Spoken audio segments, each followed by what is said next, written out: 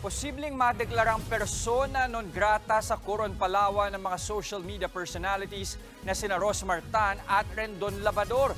Yan ay matapos nilang pagsisigawan ng isang tauhan ng munisipyo. Pumunta kami dito para tumulong at i-promote yung Coron. Ang kapal naman ng tao, tumutulong na kami. Sino bang nagmamalaki nito? Ha? Sa viral video na yan, makikitang dinuduro ni Rendon ng municipal staff na si Joe Cayabyab Trinidad.